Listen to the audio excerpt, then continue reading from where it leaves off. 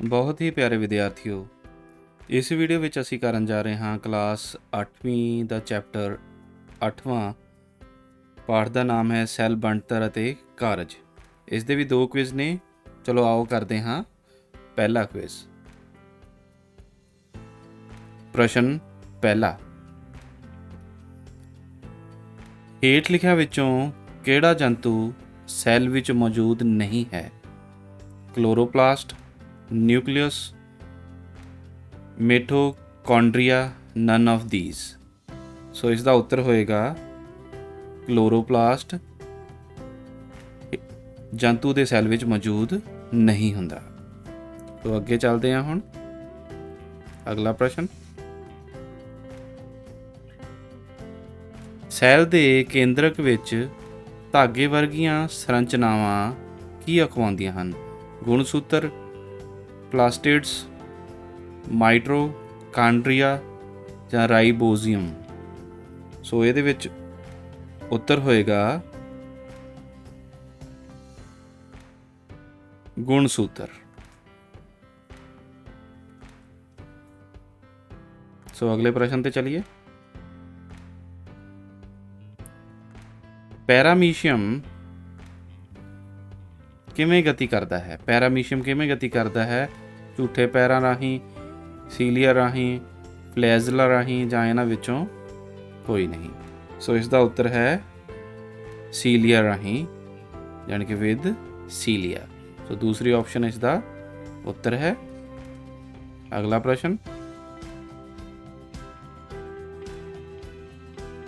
ਪੌਦਿਆਂ ਦੇ ਪੱਤਿਆਂ ਦਾ ਹਰਾ ਰੰਗ ਹੇਠ ਲਿਖਿਆਂ ਵਿੱਚੋਂ ਕਿਸ ਕਾਰਨ ਹੁੰਦਾ ਹੈ? ਪੌਦਿਆਂ ਦੇ ਪੱਤਿਆਂ ਦਾ ਹਰਾ ਰੰਗ ਹੇਠ ਲਿਖਿਆਂ ਵਿੱਚੋਂ ਕਿਸ ਕਾਰਨ ਹੁੰਦਾ ਹੈ? ਕਲੋਰੋਫਿਲ ਕਾਰਨ, ਸੈੱਲ ਭਿੱਤੀ ਕਾਰਨ, ਗਲੂਕੋਜ਼ ਕਾਰਨ ਜਾਂ ਇਹਨਾਂ ਵਿੱਚੋਂ ਕੋਈ ਨਹੀਂ। ਸੋ ਇਹ ਰੰਗ ਹੁੰਦਾ ਹੈ ਕਲੋਰੋਫਿਲ ਕਾਰਨ ਪੌਦਿਆਂ ਦਾ ਰੰਗ ਹਰਾ ਹੁੰਦਾ ਹੈ। ਅਗਲੇ ਪ੍ਰਸ਼ਨ ਤੇ ਚੱਲਦੇ ਹਾਂ। ਪ੍ਰਸ਼ਨ ਪੰਜਵਾਂ,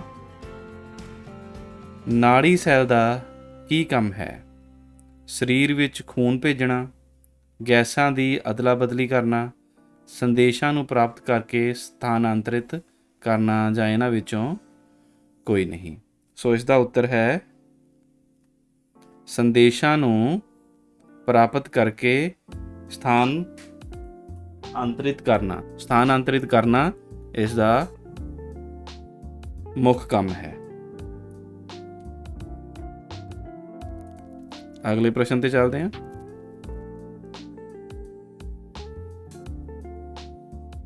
ਕੇਂਦਰਕ ਅਤੇ ਸੈੱਲ ਝਿੱਲੀ ਦੇ ਵਿਚਕਾਰ ਜੈਲੀ ਵਰਗੇ ਪਦਾਰਥ ਨੂੰ ਕੀ ਆਖਦੇ ਹਨ?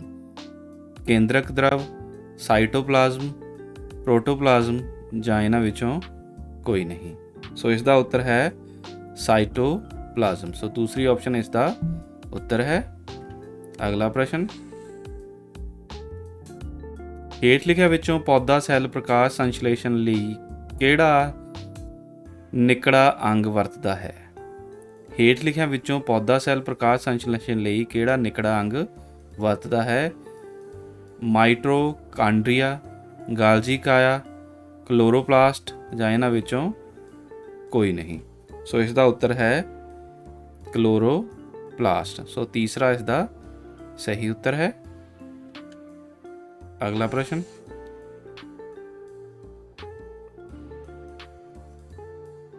ਰਮਨ ਦੀ ਮਾਤਾ ਨੇ ਰਮਨ ਨੂੰ ਮੁਰਗੀ ਦਾ ਉਬਲਿਆ ਆਂਡਾ ਕੱਟ ਕੇ ਖਾਣ ਨੂੰ ਦਿੱਤਾ। ਇਸ ਪੀਲੇ ਭਾਗ ਨੂੰ ਕੀ ਕਹਿੰਦੇ ਨੇ? ਐਲਬਿਊਮਿਨ, ਯੋਕ, ਮਾਈਟੋਕਾਂਡਰੀਆ ਜਾਂ ਇਹਨਾਂ ਵਿੱਚੋਂ ਕੋਈ ਨਹੀਂ। ਸੋ ਉਸ ਨੂੰ ਕਹਿੰਦੇ ਨੇ ਯੋਕ। ਸੋ ਦੂਸਰੀ ਆਪਸ਼ਨ ਇਸ ਦਾ ਸਹੀ ਉੱਤਰ ਹੈ। ਹੁਣ ਚੱਲਦੇ ਹਾਂ ਅਗਲੇ ਪ੍ਰਸ਼ਨ ਤੇ। ਅਗਲਾ ਪ੍ਰਸ਼ਨ ਹੈ, ਹੇਠ ਦਿੱਤੇ ਚਿੱਤਰ ਨੂੰ ਤੁਸੀਂ ਕੀ ਕਹੋਗੇ? ਹੇਠ ਦਿੱਤੇ ਚਿੱਤਰ ਨੂੰ ਤੁਸੀਂ ਕੀ ਕਹੋਗੇ? ਚਿੱਤਰ ਧਿਆਨ ਨਾਲ ਦੇਖ ਲਓ ਬੱਚਿਓ। ਇਸ ਨੂੰ ਅਸੀਂ ਕੀ ਕਹਾਂਗੇ? ਸੋ ਆਪਸ਼ਨਸ ਨੇ ਇਸ ਦੀਆਂ ਅਮੀਬਾ, ਪੈਰਾਮੀਸ਼ੀਅਮ, ਨਾੜੀ ਸੈੱਲ ਜਾਂ ਲਹੂ ਸੈੱਲ। ਸੋ ਇਸ ਦਾ ਉੱਤਰ ਹੈ ਨਾੜੀ ਸੈੱਲ। ਸੋ ਨਾੜੀ ਸੈੱਲ ਇਸ ਦਾ सही उत्तर है बच्चों। अगला प्रश्न,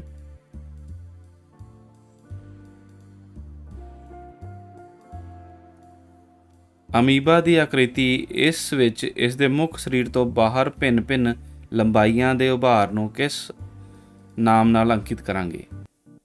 ਅਮੀਬਾ ਦੀ ਆਕ੍ਰਿਤੀ ਵਿੱਚ ਇਸ ਦੇ ਮੁੱਖ ਸਰੀਰ ਤੋਂ ਬਾਹਰ ਭਿੰਨ-ਭਿੰਨ ਲੰਬਾਈਆਂ ਦੇ ਉਭਾਰ ਨੂੰ ਕਿਸ ਨਾਮ ਨਾਲ ਅੰਕਿਤ ਕਰਾਂਗੇ? ਸਿਊਡੋਪੋਡੀਆ, ਸੀਲੀਆ, ਫਲੈਜ਼ਲਾ ਜਾਂ ਸੈਲ ਕੰਧ। ਸੋ ਇਸ ਦਾ ਉੱਤਰ ਹੋਏਗਾ ਸਿਊਡੋਪੋਡੀਆ। ਸੋ ਪਹਿਲੀ ਆਪਸ਼ਨ ਇਸ ਦਾ ठीक उत्तर है। प्रश्न 11वां, ਸੈੱਲ ਦੇ ਹੇਠਾਂ ਦਿੱਤੇ ਕੁਝ ਭਾਗਾਂ ਵਿੱਚ ਪੌਦਾ ਸੈੱਲ, ਜੰਤੂ ਸੈੱਲ, ਬੈਕਟੀਰੀਆ ਸੈੱਲ ਵਿੱਚ ਪਾਏ ਜਾਣ ਵਾਲੇ ਸਾਂਝੇ ਭਾਗ ਦਾ ਨਾਮ ਦੱਸਣਾ ਹੈ। Chlorophyll, chloroplast, cell membrane, cell ਵਾਲ ਜਾਂ ਨਿਊਕਲੀਅਸ। ਸੋ ਇਸ ਦਾ ਉੱਤਰ ਹੈ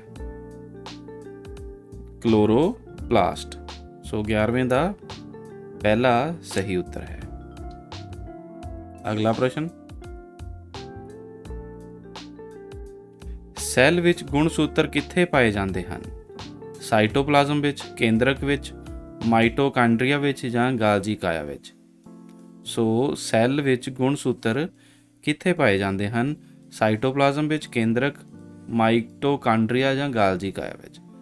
सो इसका उत्तर होएगा न्यूक्लियस दे विच, यानी कि दूसरी ऑप्शन इसका ठीक उत्तर है। प्रश्न 13वां,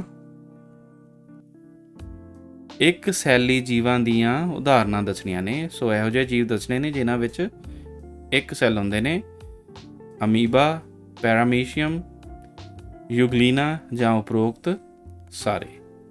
सो एक सैली जीव इन्हां विचों है, ਇਹ ਸਾਰੇ ਹੀ ਇੱਕ ਸੈਲੀ ਜੀਵ ਨੇ। ਅਮੀਬਾ, ਪੈਰਾਮੀਸ਼ੀਅਮ, ਯੂਗਲੀਨਾ, ਇਹ ਸਾਰੇ ਹੀ ਇੱਕ ਸੈਲੀ ਜੀਵ ਨੇ ਬੱਚਿਓ। ਅਗਲਾ ਪ੍ਰਸ਼ਨ,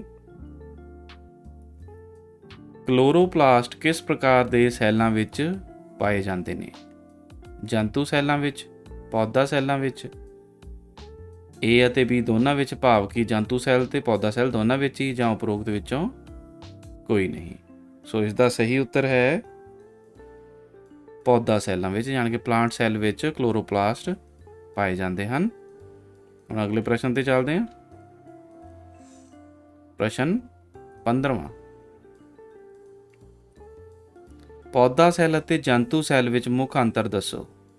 ਸੈੱਲ ਭਿੱਤੀ ਜੰਤੂ ਸੈੱਲ ਵਿੱਚ ਮੌਜੂਦ ਹੁੰਦੀ ਹੈ ਪਰ ਪੌਦਾ ਸੈੱਲ ਵਿੱਚ ਨਹੀਂ ਹੁੰਦੀ। ਸੈੱਲ ਭਿੱਤੀ ਪੌਦਾ ਸੈੱਲ ਵਿੱਚ ਮੌਜੂਦ ਹੁੰਦੀ ਹੈ ਪਰ ਜੰਤੂ ਸੈੱਲ ਵਿੱਚ ਨਹੀਂ ਹੁੰਦੀ। ਸਾਈਟੋਪਲਾਜ਼ਮ ਪੌਦਾ ਸੈੱਲ ਵਿੱਚ ਮੌਜੂਦ ਹੁੰਦਾ ਹੈ ਪਰ ਜੰਤੂ ਸੈੱਲਾਂ ਵਿੱਚ ਨਹੀਂ ਹੁੰਦਾ। ਸਾਈਟੋਪਲਾਜ਼ਮ ਜੰਤੂ ਸੈੱਲਾਂ ਵਿੱਚ ਮੌਜੂਦ ਹੁੰਦਾ ਹੈ ਪਰ ਪੌਦਾ ਸੈੱਲ ਵਿੱਚ ਨਹੀਂ ਹੁੰਦਾ। ਸੋ ਇਸ ਦਾ ਸਹੀ ਉੱਤਰ ਹੈ ਕਿ cell wall absent in animal cell and present in plant cell. So ਪਹਿਲੀ ਆਪਸ਼ਨ ਇਸ ਦਾ ਸਹੀ ਉੱਤਰ ਹੈ ਕਿ cell wall present in animal cells and absent in plant cell. So ਪਿਆਰੇ ਵਿਦਿਆਰਥੀਓ, ਇਹ ਸੀ 8ਵੇਂ ਪਾਠ ਦੇ ਪਹਿਲੇ 15 ਪ੍ਰਸ਼ਨ। ਸੋ ਜੇਕਰ ਤੁਸੀਂ ਇਹ ਕੁਇਜ਼ ਖੁਦ ਵੀ ਹੱਲ ਕਰਨਾ ਚਾਹੁੰਦੇ ਹੋ ਤੇ ਵੀਡੀਓ ਦੀ ਡਿਸਕ੍ਰਿਪਸ਼ਨ ਬਾਕਸ ਵਿੱਚ ਉਸ ਦਾ ਲਿੰਕ ਦਿੱਤਾ ਗਿਆ ਹੈ। ਉਸ ਦੇ ਲਿੰਕ ਨੂੰ ਕਲਿੱਕ ਕਰਕੇ ਤੁਸੀਂ ਪ੍ਰਸ਼ਨਾਂ ਦੇ ਹੱਲ ਕਰ ਸਕਦੇ ਹੋ ਅਤੇ ਜਾਣ ਸਕਦੇ ਹੋ ਕਿ ਤੁਹਾਡੇ ਕਿੰਨੇ ਅੰਕ ਉਸ ਦੇ ਵਿੱਚ ਆਉਂਦੇ ਹਨ। ਸੋ ਇਹੋ ਜਿਹੀਆਂ ਹੋਰ ਵੀਡੀਓ ਲੈ ਕੇ ਤੁਹਾਡੇ ਨਾਲ ਫਿਰ ਮੁਲਾਕਾਤ ਹੋਏਗੀ। ਤਦ ਤੱਕ ਲਈ ਸ਼ੁਕਰੀਆ, ਧੰਨਵਾਦ।